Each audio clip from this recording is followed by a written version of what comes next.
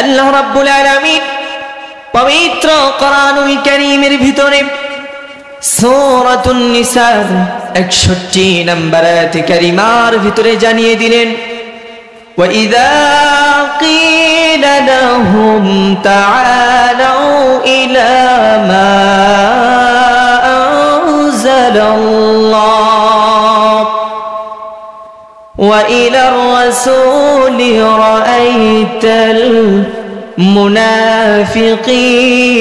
يَصُدُّونَ عَنكَ صُدُودًا। হে নবী, আপনি যখন কোরআন থেকে তাফসীর করবেন, কোরআন থেকে আলোকপাত করবেন, কোরআনের কথা মানুষের সামনে উপস্থাপনা করবেন, যখন কোরআনের তাফসীর শুরু হয়ে যাবে, ওই সময় দেখবেন কিছু সংখ্যক মুনাফিকদের চেহারা কালো হয়ে যাবে। ওই সময় দেখবেন মুনাফিকদের চেহারা কুৎসিত হয়ে যাবে। কোরআনের আয়াতগুলি যে সময় মুনাফিকদের সাথে সম্পৃক্ত হয়ে যাবে, সাদৃশ্য হয়ে যাবে, মিলে যাবে, ওই সময় মুনাফিকরা কোরআনের ময়দানে বাধা দিবে। হে নবী, আপনি যখন দেখবেন মুনাফিকদের চরিত্রের সাথে কোরআনের আয়াতগুলি যখন মিলে যাচ্ছে, ঘুষখোরের সাথে কোরআনের আয়াতগুলি যখন মিলে যায়, সুদখোরের সাথে যখন কোরআনের আয়াতগুলি মিলে যায়, জিনাকারীর সাথে যখন কোরআনের আয়াতগুলি মিলে যায়, তখন দেখবেন তারা কোরআনের বিপক্ষে অবস্থান নেবে। ঠিক কি না? সম্মানিত মুহতারাম হাজিরিন, দেখবেন বর্তমান সময়ে কিছু সংখ্যক মানুষ আছে যারা কোরআনের কথা শোনার জন্য রাজি, কিন্তু যদি বলা হয় কোরআন অনুযায়ী রাষ্ট্র পরিচালনা করতে হবে, তখন তাদের গায়ে চুলকানি শুরু হয়ে যায়। ঠিক না? আমরা বিগত 16টি বছরে দেখেছি কোরআনের ময়দানে আলেমদের মুখ থেকে মাইক কেড়ে নেওয়া হয়েছে। বিগত 16টি বছর আমরা দেখেছি কোরআনের হক কানে উলামায়ে কেরামদেরকে বন্দী করে রাখা হয়েছে। দীর্ঘ 16টি বছর আমরা দেখেছি এই কোরআনের হক কথা প্রকাশ করতে দেওয়া হয় নাই। যেখানে কোরআনের হক কথা বলা হয়েছে সেইখানেই স্বৈরাচার বাধা দিয়েছে। ঠিক কিনা বলেন তো? সেই স্বৈরাচার আছে না পালাইছে? কথা কয় না, আছে না পালাইছে? সে পালানোর জন্য মাত্র 40 মিনিট সময় পেয়েছিল। কয় মিনিট? 40 মিনিট সময় পেয়েছিল। আমি বলি যে ওই যুগের ফ্রাউন আর এই যুগের ফ্রাউনের মধ্যে কোনো পার্থক্য? ওটা ছিল মেল ফ্রাউন আর এটা হলো ফিমেল ফ্রাউন। বুঝছেন? এদের ভিতরে কোনো পার্থক্য আসেনি? কোনো পার্থক্য? আমি বলতে চাই এই স্বৈরাচার যেমন ভারতে পালানোর জন্য 40 মিনিট সময় পেয়েছিল, এই স্বৈরাচারের আসন যদি কেউ আবার গ্রহণ করতে চায়, এর মতো যদি কেউ আবার কোরআনের বিরুদ্ধে অবস্থান নিতে চায়, এর মতো যদি আবার কেউ কোরআনের বিপক্ষে আঙ্গুল উঠায়, সে 20 মিনিট সময়ও পাবে না। চিল্লায় বলেন ঠিক কিনা?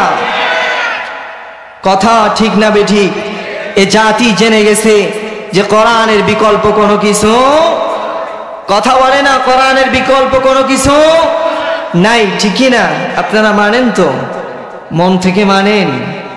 সত্যি নাকি মিথ্যা বলছেন? মুনাফিক যদি থেকে থাকেন ময়দানের ভিতরে তওবা করে নেন, যা জীবনে ভুল করছেন তওবা করে ফিরে আসেন। রাজি আছি তো ইনশাআল্লাহ? সম্মানিত মুহতারাম হাজিরিন, আল্লাহ সুবহানাহু ওয়া তাআলা তার হাবিব জনাবে মুহাম্মদ রাসূলুল্লাহ সাল্লাল্লাহু আলাইহি ওয়াসাল্লামের উপরে যখন ওহী নাযিল করলেন, নবুয়ত দান করলেন, আল্লাহ সুবহানাহু ওয়া তাআলা তার হাবিবের উপরে একটা কিতাব নাযিল করেছেন। সেই কিতাবটির নাম কি? সবাই জোরে বলেন, সেই কিতাবটির নাম কি? এই কোরআন আমরা পড়তে পারি। আল্লাহ সুবহানাহু ওয়া তাআলা তার হাবিব জনাবে মুহাম্মদুর রাসূলুল্লাহ সাল্লাল্লাহু আলাইহি ওয়াসাল্লামের উপরে যে কিতাব নাযিল করলেন, আল্লাহর নবী যখন কোরআন থেকে আলোকপাত করতেন, আলোচনা করতেন, আমার নবী নবুয়ত পাওয়ার পরে, আমার নবী নবুয়তি লাভ করার পরে যখন কোরআনের দাওয়াত দিতে লাগলেন, কোরআনের প্রচার প্রসার করতে লাগলেন, তখন আবু জেহেল, আবু লাহাব, উতবা, শাইবারা চিন্তা করলো, মুহাম্মদ যে কোরআনের কথা বলছে, এই কোরআনের পক্ষে, এই কোরআনের পথে যদি আমরা বাধা না দেই, আমাদের ক্ষমতার চেয়ার থাকবে না। সম্মানিত মুহতারাম হাজিরিন, আবু জেহেল, আবু লাহাব, উতবা, শাইবা চিন্তা করলো, মুহাম্মদের এই কোরআন তেলাওয়াত যদি বন্ধ না করে দেই, মুহাম্মদের এই কোরআনের দাওয়াত যদি বন্ধ না করে দেই, তাহলে আমাদের ক্ষমতার চেয়ার হারিয়ে ফেলবো। এজন্য তারা পরামর্শ করল, তারা সিদ্ধান্ত নিল, আজকের পর থেকে আর কেউ কোরআনের আলোচনা শুনতে পারবে না, আজকের পর থেকে কেউ কোরআনের কথা শুনতে পারবে না। নিষিদ্ধ হয়ে গেল, নিষেধ করে দেওয়া হলো। রাত যত গভীর হয়, আমার নবী কোরআনের তেলাওয়াত শুরু করে দিলেন। আমার ভাইরা, আবু জেহেল চিন্তা করল, মুহাম্মদ যে কথা বলে কথাগুলো সত্য, মুহাম্মদ যে তাফসীর করে, তেলাওয়াত করে, তেলাওয়াতের প্রত্যেকটা আয়াতের ব্যাখ্যাগুলো সত্য, কিন্তু যদি মুহাম্মাদের এই সত্যটাকে আমরা প্রকাশিত করি, তাহলে আমাদের ক্ষমতা হারিয়ে ফেলব, ঠিকই না? আমার ভাইরা, রাত যত গভীর হয়ে যায়, আল্লাহ নবী, বিশ্ব নবী রাতের আধারে কোরআন থেকে যখন তেলাওয়াত শুরু করে দিল, আবু জেহেল চিন্তা করলো, আজকে তো নিষেধ করে দেওয়া হয়েছে, আবু লাহাব, উতবা, শাইবা কেউ হয়তো কোরআনের তেলাওয়াত শুনতে যাবে না, আমি একাই চলে যাই। আবু জেহেল চলে গেল, নবীজির হুজরা মুবারকের এক পাশে দাঁড়িয়ে গেলেন। আবু লাহাব একই চিন্তা করলো, যে আজকে তো কোরআনের তেলাওয়াত শোনার বাধা দেওয়া হয়েছে, কেউ হয়তো যাবে না, আমি যে মুহাম্মাদের তেলাওয়াত শুনে আসি। এরকম ভাবে আবু জেহেল, আবু লাহাব, উতবা, শাইবা চারজন নবীজির হুজরা মুবারকের চার কিনারায় দাঁড়িয়ে গেলেন। আমার নবী যখন কোরআনের তেলাওয়াত করে, শুধু মানুষ নয়, জিন জাতি, পশু পাখি পর্যন্ত নীরবতা পালন করে আমার নবীর তেলাওয়াত শ্রবণ করে। আমার ভাইরা, যখন আবু জেহেল, আবু লাহাব, উতবা, শাইবা নবীর হুজরা মুবারকের চার কিনারায় দাঁড়িয়ে গেলেন, তেলাওয়াত শোনা আরম্ভ করে দিলেন। এক সময় তেলাওয়াত শ্রবণ করতে করতে করতে ফজরের আজানের ধ্বনি বেজে উঠল। ফজরের আজান হয়ে গেল, হালকা হালকা ফর্সা হয়ে গেছে। এমত অবস্থায় আমার ভাইরা, আবু জেহেল চিন্তা করল, এত সময় হয়ে গেল, কোরআনের কথা শুনলাম, কোনো হুশ ছিল না, হুশ হারিয়ে ফেলেছে। এখন দেখি ফজরের সময় হয়ে গেছে, আজান হয়ে গেছে, সকাল হয়ে গেছে। আমি বড় লিডার, আমি বড় নেতা, আমাকে যদি কেউ দেখে ফেলে তাহলে সমস্যা হয়ে যাবে। আমার ভাইরা, আবু জেহেল রওনা দেওয়ার জন্য রওনা দিতে আরম্ভ করলো। এমত অবস্থায় আবু লাহাবের সাথে সাক্ষাৎ হয়ে গেল। আবু জেহেল বলে, ভাই আবু লাহাব, তুমি এখানে কেন? আবু লাহাব উত্তর দিয়ে বলে, রে ভাই, যতই আমরা কোরআনের পক্ষে কোরআনের বিপক্ষে বাধা দেই না কেন, কোরআন তেলাওয়াত শোনা থেকে বাধা দেই না কেন, মুহাম্মদুর রাসূলুল্লাহর কণ্ঠের তেলাওয়াত যদি না শুনি আমাদের হৃদয় শীতল হয় না। আমার ভাইরা, এরকম ভাবে চারজন ব্যক্তির সাথেই সাক্ষাৎ হয়ে গেল, দেখা হয়ে গেল। তারা পরস্পরে কথোপকথন করল, কথাবার্তা বলা শুরু করল। তারা বলল, আমরা কোরআনের বিপক্ষে অবস্থান নিয়েছি, কোরআনের ময়দানে বাধা দিয়েছি। এখন যদি কেউ আমাদেরকে দেখে ফেলে সমস্যা হয়ে যাবে, আমাদের চেয়ার আমরা ধরে রাখতে পারবো না, ঠিক কি না? বিগত 16টি বছরেও যারা কোরআনকে নিষিদ্ধ করতে চেয়েছিল, কোরআনকে ডাবানোর চেষ্টা করেছিল, কোরআনের আলোকে যারা নিভানোর চেষ্টা করেছিল, কোরআনকে যারা বন্ধ করে দিতে চেয়েছিল, আল্লাহ সুবহানাহু ওয়া তাআলা তাদেরকে নিভিয়ে দিয়েছেন, ঠিক না? যারাই কোরআনের বিপক্ষে অবস্থান নিয়েছে, যারা কোরআনের আলোকে নিভানোর চেষ্টা করেছে, যারা কোরআনের বিরুদ্ধে ষড়যন্ত্র করেছে, আল্লাহ সুবহানাহু ওয়া তাআলা তাদেরকেই ধূলিসাৎ করে দিয়েছেন, ঠিক কি না? সম্মানিত মুহতারাম হাজিরিন, আবু জেহেল, আবু লাহাব, উতবা, শাইবা কম বড় নেতা ছিল নাকি ছোট নেতা ছিল? বড় নেতা ছিল, ঠিক কি না? তারা থাকতে পারছে, কথা কয় না, তারা থাকতে পারছে। ঠিক তদ্রূপ এই কোরআনের বিপক্ষে যদি কেউ অবস্থান নিতে চাই, এই কোরআনের বিপক্ষে কেউ যদি অবস্থান নেয়, আল্লাহ সুবহানাহু ওয়া তাআলা তাকেও ধূলিসাৎ করে দিবেন, ধ্বংস করে দিবেন, ঠিক কি না?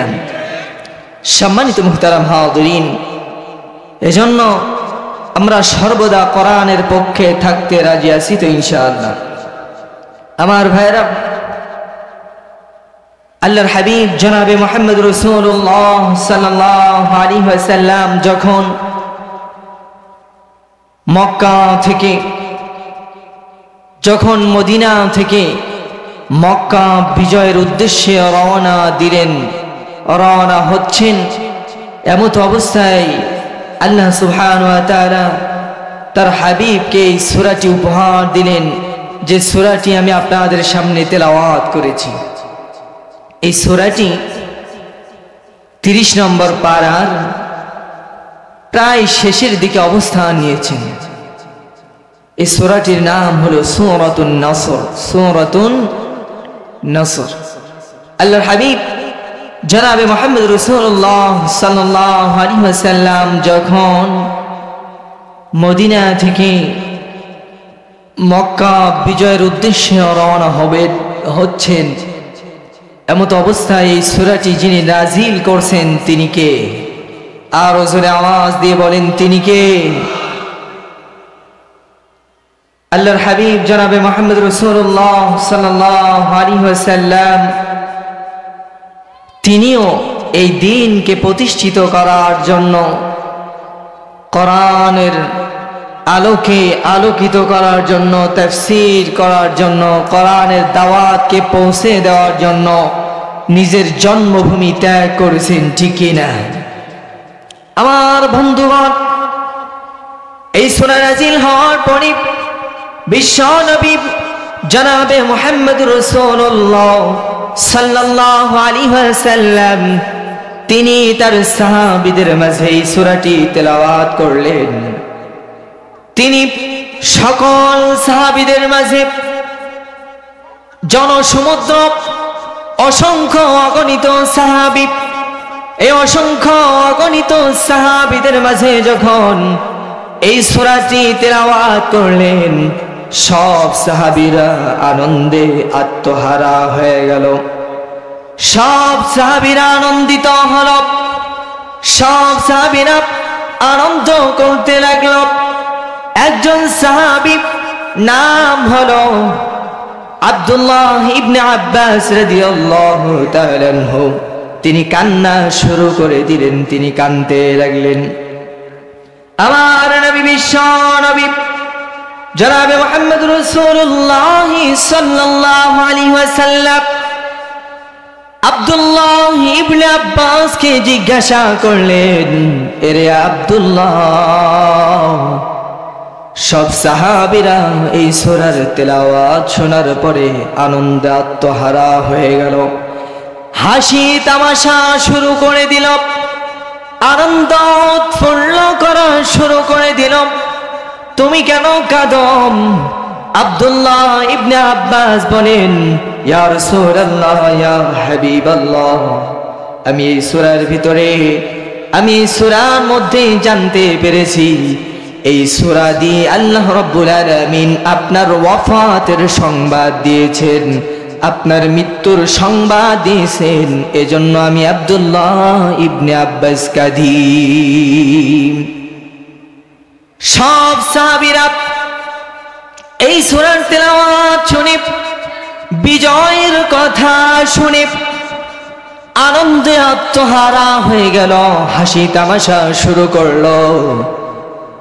কিন্তু আমি আব্দুল্লাহ ইবনে আব্বাস এই সূরার ভিতরে আপনার ওয়াফাতের খবর শুনতে পেয়েছি, এই সূরার ভিতরে আপনার মৃত্যুর কথা শোনার পরে আমি আব্দুল্লাহ ইবনে আব্বাস চোখের পানি ধরে রাখতে পারি নাই। হাদিসের বর্ণনায় এসেছে, এই সূরাটি নাজিল হওয়ার 90 দিন তথা 3 মাস পরে রাসূলুল্লাহ সাল্লাল্লাহু আলাইহি ওয়াসাল্লামের ওয়াফাত হয়েছেন, ইন্তিকাল করেছেন। ইন্না লিল্লাহি ওয়া ইন্না ইলাইহি রাজিউন। তিনি এই সূরাটি নাজিল হওয়ার পরে 3 মাস তথা 90 দিন পৃথিবীর বুকে ছিলেন, তথা 90 দিন 3 মাস পরেই তিনি পৃথিবীর মায়া ছেড়ে চলে গেছেন। আমার ভাইরা, আল্লাহর হাবিব জনাবে মুহাম্মদ রাসূলুল্লাহ সাল্লাল্লাহু আলাইহি ওয়াসাল্লাম তিনি পৃথিবীর বুকে এই সূরাটি নাজিল হওয়ার পরে 3 মাস তথা 90 দিন যখন জীবিত ছিলেন, এই ওয়াফাত হওয়ার আগ মুহূর্তে তিনি তার মাতৃভূমি, তিনি তার জন্মভূমি বিজয় করেছেন। বলেন না সুবহানাল্লাহ। আমরা আপনারা যেমন 1971 সনে আপনাদের দেশকে বিজয় করেছিলেন, স্বাধীন করেছিলেন, ঠিক কি না? আল্লাহর হাবিব জনাবে মুহাম্মদ রাসূলুল্লাহ সাল্লাল্লাহু আলাইহি ওয়াসাল্লাম তদ্রূপ তার মৃত্যুর আগ মুহূর্তে কয়েক মাস আগে, কিছুদিন আগে তিনি তার মাতৃভূমি, জন্মভূমিকেও বিজয় করছেন। সুবহানাল্লাহ। আমার ভাইরা, এই সূরা পবিত্র কোরআনুল কারীমের সম্পূর্ণ একটি শেষ সূরা। এই সূরার পরে আল্লাহ সুবহানাহু ওয়া তাআলা অসংখ্য আয়াত নাজিল করলেন, কিন্তু অপরিপূর্ণ। কোরআনুল কারীমের সর্বশেষ সূরা, সর্বশেষ পরিপূর্ণ সূরা হলো সূরাতুন নাসর। আর পবিত্র কোরআনুল কারীমের পরিপূর্ণ সর্বপ্রথম সূরা হলো সূরা ফাতিহা। আমার ভাইরা, আল্লাহর হাবিব জনাবে মুহাম্মদুর রাসূলুল্লাহ সাল্লাল্লাহু আলাইহি ওয়াসাল্লামের উপরে যখন এই সূরাটি আল্লাহ সুবহানাহু ওয়া তাআলা নাযিল করলেন, আল্লাহ সুবহানাহু ওয়া তাআলা তার হাবিবকে বলেন, ইযা জাআ নাসরুল্লাহি ওয়াল ফাত। হে নবী, আপনার রবের পক্ষ থেকে যখন চূড়ান্ত সাহায্য আসবে, হে নবী, যখন আপনার রবের পক্ষ থেকে আপনার চূড়ান্ত বিজয় আসবে, চূড়ান্ত সাহায্য আসবে, আর তখন আপনি বিজয় দেখতে পাবেন। আমার ভাইরা, 1971 সনে আমরা দেশকে স্বাধীন করেছিলাম। এই স্বাধীন করার সময় আমাদের বর্তমান যারা স্বৈরাচারের দোসর ছিল, যারা স্বৈরাচারের পক্ষ নিয়ে কথা বলত, দেখবেন তাদের ভিতরে অসংখ্য অগণিত মানুষ বলে থাকে যে যদি শেখ মুজিব না আসতো, না হইতো, দেশ স্বাধীন হইতো। বলেন না নাউজুবিল্লাহ। বঙ্গবন্ধু শেখ মুজিবুর রহমান যখন দেশকে স্বাধীন করেন, তখন তিনি একটা ভাষণ দিয়েছিল যে রক্ত যখন দিয়েছি, রক্ত আরো দেব, এই দেশকে, মাটিকে মুক্ত করে ছাড়বো। শেখ মুজিব না হইলে এই দেশ নাকি স্বাধীন হইতো না। এই স্বাধীন, এই মুক্ত করার যিনি একমাত্র মালিক, তিনি কে? আর জোরে আওয়াজ দিয়ে বলেন তিনি কে? সম্মানিত মুহতারাম হাজিরিন, তার মানে আল্লাহর সাহায্য ব্যতীত, আল্লাহ তাআলার সাহায্য ব্যতী রেখে কখনো বিজয়ের আশা করা যায় না, ঠিক কি না? আল্লাহর সাহায্য ব্যতীত কখনো বিজয়ের আশা করা, কথা কয় না, বিজয়ের আশা করা যায় না। আল্লাহর সাহায্য আসলেই পরে তখন সফলতা পাওয়া যায়, চিল্লায় বলেন ঠিক কি না? সম্মানিত মুহতারাম হাজিরিন, আমার বন্ধুগণ, প্রাণ প্রিয় পাইকপাড়াবাসী, কলিজার কান দিয়ে কথাগুলো লক্ষ্য করতে হবে। শুধু কোরআনের কথা শুনতে আসলাম, শুধু কোরআনের কথা শুনে আবার চলে গেলাম। আল্লাহ সুবহানাহু ওয়া তাআলা আমাদেরকে সুন্দর একটা কলব দিয়েছেন। আল্লাহ সুবহানাহু ওয়া তাআলা আমাদেরকে অত্যন্ত দামি বানিয়েছেন। এজন্য আল্লাহ সুবহানাহু ওয়া তাআলা আমাদেরকে বিজয়ের দিক নির্দেশনা দিয়েছেন। আমার রব্বুল আলামিন আল্লাহ সুবহানাহু ওয়া তাআলা পবিত্র কোরআনুল কারীমের ভিতরে তার হাবিব জনাবে মুহাম্মদুর রাসূলুল্লাহ সাল্লাল্লাহু আলাইহি ওয়াসাল্লামের বিজয়ের সুসংবাদ দিয়ে দিলেন। আল্লাহ সুবহানাহু ওয়া তাআলা তার হাবিবকে সুসংবাদ জানিয়ে দিলেন, সংবর্ধনা জানিয়ে দিলেন, খুশি করে দিলেন।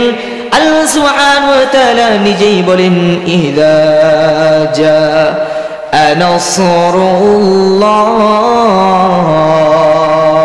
ওয়াল ফাত। হে নবী, যখন আল্লাহর পক্ষ থেকে চূড়ান্ত সাহায্য আসবে, যখন আল্লাহর পক্ষ থেকে চূড়ান্ত বিজয় আসবে, তখন আপনি দেখতে পাবেন, তখন আপনি দেখতে পাবেন, আপনি হুজুর এক মিনিট। আলহামদুলিল্লাহ, আমাদের 2 দিন ব্যাপী তাফসীরুল কোরআন মাহফিলের আজকে দ্বিতীয় রজনীর আমাদের প্রধান বক্তা হযরত মাওলানা ইমাম উদ্দিন মাসুদ সাহেব আমাদের মাঝে এইমাত্র উপস্থিত হয়েছেন। আমাদের প্রধান বক্তা হযরত মাওলানা ইমাম উদ্দিন মাসুদ সাহেব আমাদের মাঝে এইমাত্র উপস্থিত হয়েছে। আমার বন্ধুগণ, যে কথা বলতেছিলাম, আল্লাহ সুবহানাহু ওয়া তাআলা তার হাবিবকে সুসংবাদ দিয়ে দিলেন, জানিয়ে দিলেন, এ আমার হাবিব, এ আমার বন্ধু, আমি আল্লাহ তাআলা তোমার উপরে সূরা নাযিল করে দিলাম। আল্লাহ তাআলা বলেন, হে নবী, যখন আল্লাহ তাআলার পক্ষ থেকে চূড়ান্ত বিজয় আসবে, চূড়ান্ত সাহায্য আমি রব্বুল আলামিন যখন করব, তখন আপনি দেখতে পাবেন আপনি বিজয় লাভ করেছেন। আল্লাহর নবী, বিশ্ব নবী জনাবে মুহাম্মদ রাসূলুল্লাহ সাল্লাল্লাহু আলাইহি ওয়াসাল্লাম কেও যিনি ইতিপূর্বে বিজয়ী দান করেছিলেন তিনি কে? আওয়াজ হয় নাই, আরো জোরে আওয়াজ দিয়ে বলেন তিনি কে? আমার ভাইরা, আল্লাহর নবী, বিশ্ব নবী জনাবে মুহাম্মদ রাসূলুল্লাহ সাল্লাল্লাহু আলাইহি ওয়াসাল্লাম যখন উহুদের যুদ্ধ ঘোষণা করলো, বদরের যুদ্ধ ঘোষণা করলো, বদরের প্রান্তরে বদরের যুদ্ধের ঘোষণা হয়ে গেল, ঘোষণা দিয়ে দিলেন আমার নবীর সৈন্য সংখ্যা 313 জন। অন্যদিকে কাফেরদের সংখ্যা 1000-এর উপরে, অন্যদিকে কাফেরদের সংখ্যা 1000-এর উপরে। আমার নবী যখন উহুদ বদরের যুদ্ধে বদরের প্রান্তরে যুদ্ধ শুরু করে দিলেন, এক পর্যায়ে কাফেরেরা আমার নবীর উপরে আক্রমণ শুরু করে দিল। এরপরে এই 313 জনের মধ্য দিয়ে যিনি আমার আপনার হাবিবকে বিজয় দান করেছিলেন তিনি কে? আরো জোরে আওয়াজ দিয়ে বলেন তিনি কে? আমার বন্ধুগণ, অতএব বোঝা গেল কোরআন অনুযায়ী যদি জীবন পরিচালনা করতে চাই, কোরআন অনুযায়ী যদি রাষ্ট্র পরিচালনা করতে যাই, কোরআন অনুযায়ী যদি আলোকপাত করতে যাই, বাধা আসতে পারে। কোরআনের কথা বলতে গেলে বিপদ আসতে পারে। আল্লাহ সুবহানাহু ওয়া তাআলা সূরাতুল আসরের ভিতরে বলেন, ওয়া তাওয়াসাউ বিল হাক্কি ওয়া তাওয়াসাউ বিস সাবর। আমার বন্ধুগণ, আল্লাহর নবী, বিশ্ব নবী থেকে আদম আলাইহিস সালাতু ওয়াস সালাম পর্যন্ত যত নবী রাসূল পৃথিবীর বুকে আগমন করেছেন, এসেছেন, পৃথিবীর বুকে নবুয়ত লাভ করেছেন, তারাই একমাত্র হকের দাওয়াত দিয়েছেন, ঠিক কিনা? আর তারা এই হককে প্রতিষ্ঠিত করার জন্য, তারা এই হকের আওয়াজকে বুলন্দ করার জন্য তারা করাতের নিচে দ্বিখণ্ডিত হয়েছে। আছে না নাই? এমনও নবী আছে যেন এই হকের বার্তা পৌঁছানোর জন্য করাতের তরাই দ্বিখণ্ডিত হয়েছেন, করাত দিয়ে তাদেরকে দ্বিখণ্ডিত করা হয়েছে। যুগে যুগে যারা এই কোরআনের হক কথা বলার জন্য বলে এসেছে, কোরআনের হকের আওয়াজ যারা বুলন্দ করেছে, তারাই বিপদের সম্মুখীন হয়েছে, ঠিক কিনা? আমার ভাইরা, ওয়া তাওয়াসাউ বিল হক, সত্যকে যদি আমি আপনি প্রতিষ্ঠিত করতে পারি, আল আমরু বিল মারুফ ওয়ান নাহয়ু আনিল মুনকার, সত্যের পথে যদি অবিচল থাকতে পারি, অটল থাকতে পারি, যিনি আমাকে আপনাকে দামি বানিয়ে দিবেন, সম্মানী বানিয়ে দিবেন, তিনি কে? আরো জোরে আওয়াজ দিয়ে বলেন তিনি কে? আমার ভাইরা, দেখবেন সমাজের ভিতরে কিছু নেতা আছে, কিছু খেতা আছে, এরা বলে থাকে যে কয় দেখিবে শুনিবে বলিবে না, বিপদেও পড়িবে না। অন্যায় হবে দেখিবে, নিজের কানে শুনিবে, কিন্তু কিছু বলিতে পারবে না। যদি দেখো শোনো কিছু না বলো, তাহলে বিপদে পড়বে না। আর যখন দেখার পরে শোনার পরে তুমি যদি প্রতিবাদ করো, তাহলে বিপদের সম্মুখীন হতে হবে। বিগত 16টি বছর আমরা দেখেছি যারা হক্কানি উলামায়ে কেরাম ছিল, তাদেরকে আমাদের কাছ থেকে দূরে সরে রাখা হয়েছিল, তাদেরকে আমাদের কাছ থেকে ছিনিয়ে নেওয়া হয়েছিল। তারা চেয়েছিল এই কোরআনকে নিভানোর জন্য। আওয়াজ দিয়ে বলেন তো, তারা কোরআনের আলোকে নিভিতে পেরেছে? আবু জেহেল, আবু লাহাব যেমন কোরআনের আওয়াজকে, কোরআনের আলোকে নিভাতে পারে নাই, কিয়ামত পর্যন্ত এই স্বৈরাচার নামক যদি কোনো ব্যক্তি আবারও আসে, আবারও যদি চেষ্টা চালিয়ে যাই, এরপরে ওই কোরআনের আলো পৃথিবী থেকে কেউ মুছতে পারবে না। আমার ভাইয়েরা, এজন্য কোরআনের কথা বলতে গেলে বিপদ আসবে, কোরআনের কথা বলতে গেলে বাধা আসবে। কোরআনের কথা বলার জন্য, কোরআনের কথা বলতে গিয়ে মসজিদের কোণে বসে জিকির টানলে হবে না, হাত উঁচু নিচু করা নিয়ে মারামারি করলে হবে না, আমি নাচতে জোরে বলা নিয়ে মারামারি করলে হবে না, কাটাকাটি করলে হবে না। একমাত্র কোরআনের পক্ষে হক কথা বলে যেতে হবে। চিল্লায় বলেন ঠিক কিনা? এজন্য এই কোরআনের পক্ষে সর্বদা থাকতে রাজি আছি তো ইনশাআল্লাহ? রাজি আছেন ইনশাআল্লাহ? অতএব এই কোরআনের পক্ষে যদি আমরা থাকি, তাহলে দেখা যাবে যে আমাদের উপরে বাধা আসবে, বিপদ আসবে।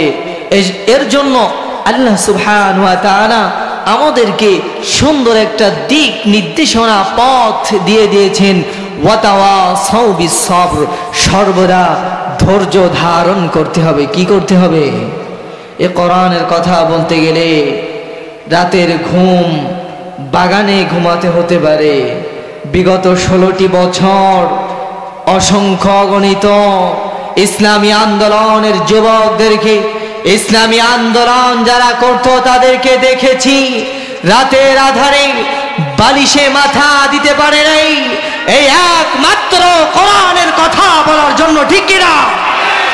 অতএব এই কোরআনের বিপক্ষে যারা অবস্থান নিবে তাদেরকে এই পৃথিবী থেকে সরিয়ে দিতে রাজি আছি না ইনশাআল্লাহ? এই কোরআনের পক্ষে সর্বদা থাকবো তো? কোরআনের পক্ষে কথা বলতে গেলে, থাকতে গেলে ফাঁসির রশি গলায় পরা লাগতে পারে। রাজি আছেন তো?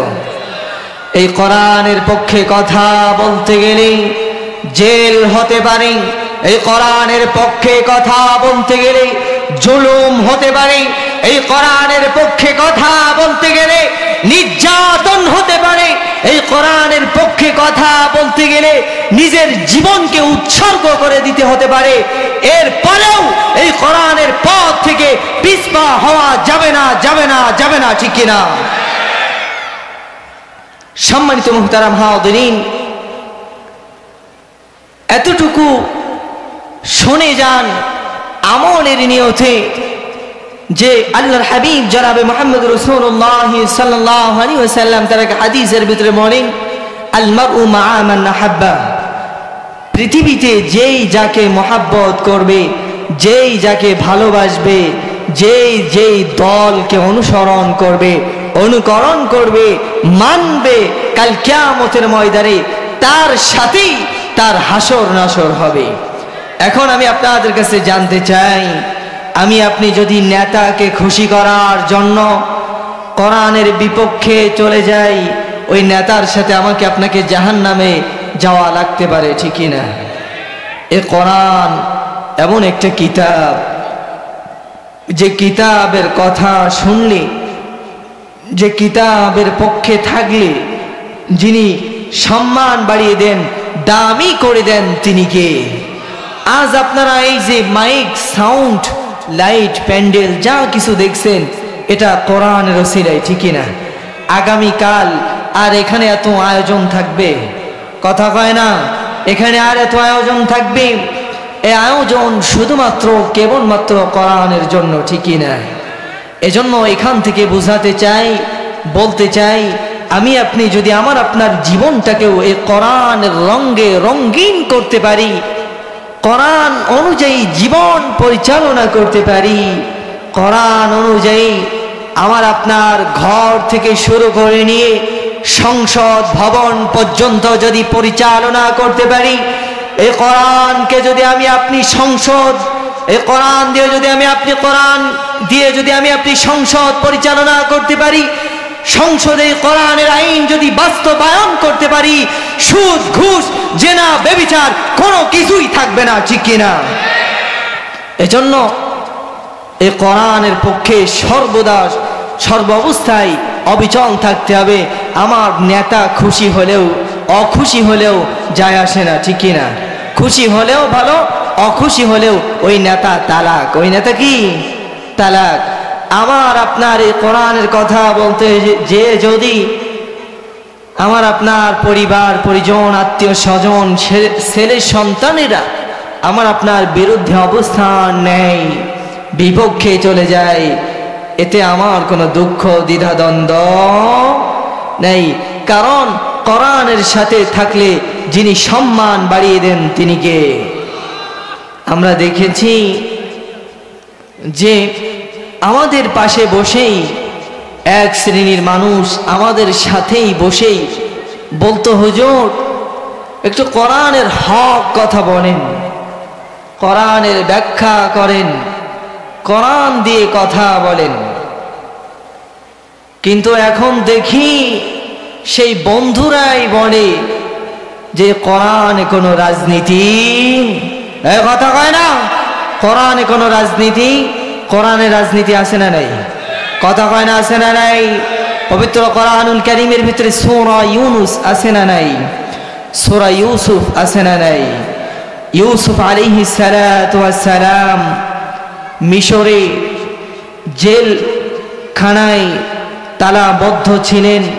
এই জেল থেকে বাহির হয়ে মিশরের 2টি মন্ত্রণালয়ের খাদ্য, এই 2টা মন্ত্রণালয়ের মন্ত্রীর দায়িত্ব পালন করেছিলেন কিনা?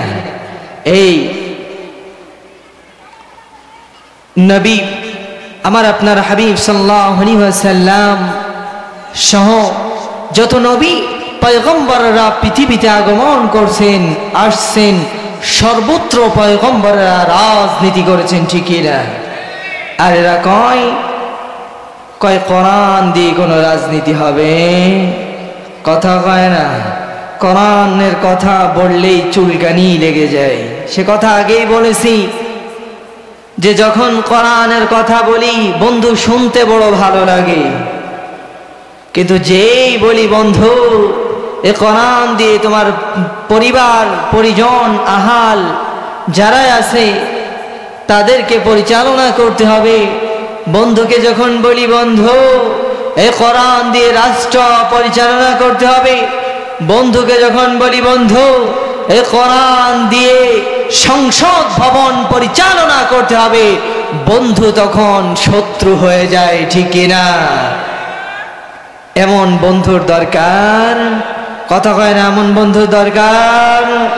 এজন্য আমার ভাইয়েরা সংক্ষিপ্ত সময়ের ভিতরে আমি আপনাদেরকে এতটুকু জানিয়ে দিতে চাই, এতটুকু বলতে চাই, আমি আপনি যদি আমার আপনার জীবনটাকে কোরআনের সাথে সম্পৃক্ত রাখতে পারি, আমার আপনার পারিবারিক জীবন, ব্যবসায়িক জীবন, রাজনৈতিক জীবন সবগুলি যদি কোরআন অনুযায়ী চালাইতে পারি, রাসূলের হাদিস অনুযায়ী দেখানো পথ অনুযায়ী যদি চালাইতে পারি, রাসূলের দেখানো মত অনুযায়ী যদি আমি আপনি চলতে পারি, তাহলে আমাকে আপনাকে যিনি জান্নাতের মেহমান বানিয়ে দিবেন তিনি কে? আরো জোরে আওয়াজ দিয়ে বলেন তিনি কে? আমার ভাইরা শুধুমাত্র আমি আপনি কোরআনের উপরে চললাম, আমি আপনি শুধুমাত্র নামাজ আদায় করলাম, কিন্তু আমার সন্তান নামাজ পড়ল না, আমি আপনি নামাজ পড়লাম, আমার আপনার স্ত্রী নামাজ পড়ল না, আমি আপনি নামাজ পড়লাম, আমার আপনার কন্যা সন্তানগুলি নামাজ পড়ল না, তাহলে আমার আপনার এই নামাজ পড়ে কোনো লাভ আছে? আল্লাহ তাআলা পবিত্র কোরআনুল কারীমের ভিতরে জানিয়ে দিলেন, কু আনফুসাকুম ওয়া আহলিকুম নারা, নিজে জাহান্নাম থেকে বাঁচাও, আহাল পরিবার পরিজনদেরকেও জাহান্নাম থেকে বাঁচাও। এখন আপনি নামাজ পড়তে পড়তে আপনার কপালকে ছিনিয়ে ফেললেন, আপনি নামাজ পড়তে পড়তে আপনার কপালের ভিতরে কালো দাগ দিয়ে দিলেন, কিন্তু আপনার স্ত্রী পর্দা করে না, আপনার কন্যা সন্তানগুলি পর্দা করে না, আপনার সন্তানগুলি মদে আসক্ত, নেশায় আসক্ত, জেনা ব্যভিচারে আসক্ত, আমি আপনি চিন্তা করে দেখি, জিজ্ঞাসা করে আপনি আমি জবাব দিতে পারবো? রবের সামনে জবাব দেওয়ার ক্ষমতা কারোর আছে? কথা কয় না, রবের সামনে জবাব দেওয়ার ক্ষমতা কারোর আছে? রবের সামনে জবাব দেওয়ার ক্ষমতা কারোর নাই, কথা বলার ক্ষমতা কারোর নাই। এজন্য বান্দা দুনিয়ার জমিনে আল্লাহ রাব্বুল আলামিন আমাদেরকে প্রেরণ করেছেন, পাঠিয়েছেন। আমি আপনি এই নেতা খাতাকে রাজি না করে যদি আল্লাহকে রাজি করতে পারি, রাসূলকে রাজি করতে পারি, যিনি আমাকে আপনাকে জান্নাতের মালিক বানিয়ে দিবেন, তিনি কে? আরো জোরে আওয়াজ দিয়ে বলেন তিনি কে? সম্মানিত মুহতারাম হাজিরিন, এজন্য সর্ব অবস্থায় সর্বমুহূর্তে আমি আপনি এই কোরআনের পক্ষে অটল থাকতে রাজি আছি না? আজ সারা রাত্র আলোচনা শুনলেন, ছোট্ট একটা কথা বলি, মনে করেন সারা রাত্র তাফসীর শুনলেন কিন্তু ফজরের নামাজ পড়লেন না। ফজরের নামাজ কি করলেন না? পড়লেন না। বলেন তো এই তাফসীর শুনে কোনো লাভ আছে? কথা হয় না, এই তাফসীর শুনে কোনো লাভ আছে? এই তাফসীর শুনে কোনো লাভ নাই। অতএব আমাকে আপনাকে সর্বদা সর্বমুহূর্তে এই কোরআন অনুযায়ী নিজেকেও চলতে হবে, নিজের পরিবার পরিজনকেও চালাতে হবে। আর যদি চেয়ার থেকে থাকে, ক্ষমতা থেকে থাকে, যদি পাওয়ার থেকে থাকে, তাহলে কোরআন অনুযায়ী ইউনিয়ন, এরপরে আপনার মন্ত্রণালয় সহ রাজনৈতিক সকল পদে এই কোরআনকে বসাতে হবে। চিল্লায় বলেন ঠিক কিনা? এই কোরআনের বিকল্প কোনো পথ নাই, এই কোরআনের বিকল্প কোনো পথ নাই। আল্লাহ তাআলা বলেন ফারিকুন ফিল জান্নাতি ওয়া ফারিকুন ফিস সাঈর। আমি আল্লাহ তাআলা রাস্তা দিয়ে দিলাম দুইটা, বান্দা ডানের রাস্তায় যাবি জান্নাতে পৌঁছায় যাবি, যদি বামের রাস্তায় যাও ওয়া ফারিকুন ফিস সাঈর জাহান্নামের পথে পথিক হয়ে যাবি। কিয়ামতের ময়দানে রব যদি জিজ্ঞাসা করে, এ বান্দা, দুনিয়ার জমিনে আমি নবী পাঠিয়েছিলাম, রাসূল পাঠিয়েছিলাম, যে নবী হকের কথা বলেছে, যেই নবী দ্বীনের দাওয়াত দিয়েছে, যেই নবী দ্বীনের দাওয়াত দিয়েছে, তায়েফের ময়দানে রক্ত ঝরিয়েছেন, উহুদের ময়দানে দান শহীদ করেছেন, যে নবী এই কোরআনকে দ্বীনকে প্রতিষ্ঠিত করার জন্য নিজের জন্মভূমি মাতৃভূমি ত্যাগ করেছে, এই রাসূল কি তোমাদের কাছে দাওয়াত দেয় নাই? আমি আপনি সেই দিন কি বলবো যে রব দাওয়াত দিয়েছিল, মানি নাই, কি করি নাই? মানি নাই। আমার আল্লাহ বলেন, বান্দা, দুনিয়ার জমিনে আমার রাসূলের দেখানো পথ অনুযায়ী যদি চলো, যদি আমার কোরআনের দেখানো পথ অনুযায়ী তুমি হাঁটা শুরু করে দাও, আমার রাসূলের দিক নির্দেশনা অনুযায়ী যদি তুমি চলতে পারো, মা আতাকুমুর রাসূলু ফাখুযুহু ওয়া মা নাহাকুম আনহু ফান্তাহু। মা আতাকুমুর রাসূলু ফাখুযু, তোমাদের রাসূল তোমাদের জন্য যেটা রেখে গেছেন, যেটা ধরতে বলেছেন সেটা ধরো, ওয়া মা নাহাকুম আনহু ফান্তাহু, আর যেটা থেকে তোমাদেরকে বাধা দিয়েছেন, নিষেধ করেছেন, সেটাকে তোমরা ফরমিট করে দাও। কার কথা? কথা কয় না, কার কথা? তাহলে রাসূলের দেখানো পথ মত অনুযায়ী যদি চলতে পারি, তাহলে যিনি আমাকে আপনাকে জান্নাতের সুসংবাদ দিবেন, জান্নাতি দিয়ে দিবেন, তিনি কে? আমরা সকলে জান্নাতে যেতে চাই কি চাই না?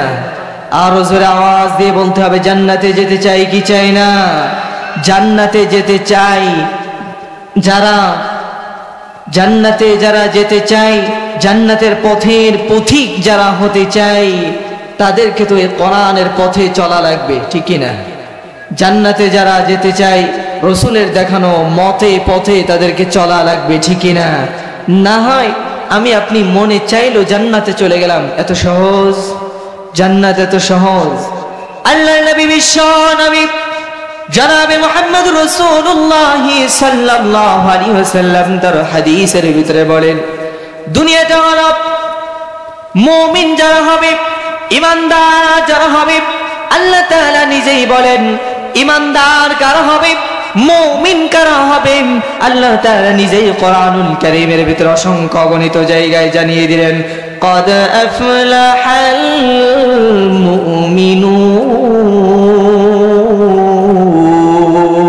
المؤمنون قد أفلح অবশ্যই অবশ্যই সফল কাম আল মুমিনুন ঈমানদাররা। আল্লাহ তাআলা অন্য এক জায়গায় ঈমানদারদের সংজ্ঞা দিচ্ছেন, বর্ণনা দিচ্ছেন। আল্লাহ তাআলা বলেন, ইন্নামাল মুমিনুনা আল্লাযীনা ইযা যুকিরাল্লাহু ওয়াজিলাত কুলুবুহুম ওয়া ইযা তুলিয়াত আলাইহিম আয়াতুহু زادتهم إيمانا وعلى ربهم يتوكلون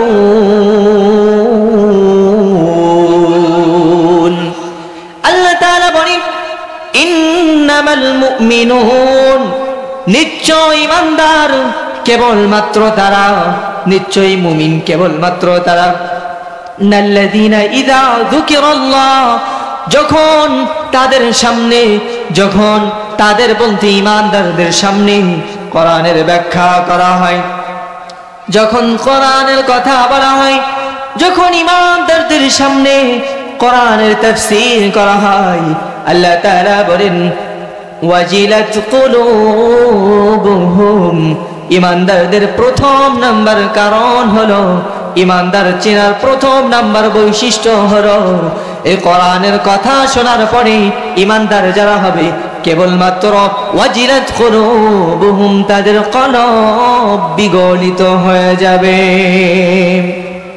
শুধু তাই নয়, আল্লাহ তাআলা আয়াতের শেষ অংশে বলেন ওয়া ইযা তুলিয়াত আলাইহিম আয়াতুহু زادتهم إيمانا وعلى ربهم يتوكلون ঈমানদারদের চেনার দ্বিতীয় নাম্বার বৈশিষ্ট্য হলো, যখন তাদের সামনে কোরআনের তেলাওয়াত করা হবে, যখন কোরআনের ব্যাখ্যা করা হবে, তাদের ঈমান জিয়াদা হয়ে যাবে, বেড়ে যাবে। তাহলে প্রথম নাম্বার ঈমানদার চেনার কথা হলো, যখন ঈমানদারদের সামনে আল্লাহর কথা বলা হবে, যখন ঈমানদারদের সামনে আল্লাহর বড়ত্বের কথা বলা হবে, রবের কথা বলা হবে, যখন ঈমানদারদের সামনে রবের গুণবাচক কথা বলা হবে, গুণের বর্ণনা করা হবে, ঈমানদার যারা হবে প্রথম নাম্বার অপশন হলো তারা যারা ঈমানদার হবে আল্লাহর বড়ত্বের কথা শোনার পরে, আল্লাহর বড়ত্বের প্রশংসা শোনার পরে ঈমানদারদের কলব বিগলিত হয়ে যাবে। দ্বিতীয় নাম্বার ঈমানদার চেনার উপায় হলো, ঈমানদার কেবলমাত্র তারা, শুধুমাত্র তারা, যখন ঈমানদারদের সামনে কোরআনের আলোচনা করা হবে, কোরআনের ব্যাখ্যা করা হবে, কোরআন থেকে প্রতিটি আয়াতের আলোকপাত করা হবে, কোরআন থেকে প্রতিটি আয়াতের ব্যাখ্যা করা হবে, বিশ্লেষণ করা হবে, এই ঈমানদার যারা হবে দ্বিতীয় নাম্বার চেনার উপায় হলো তাদের ঈমান জিয়াদা হয়ে যাবে। আমার ভাইরা,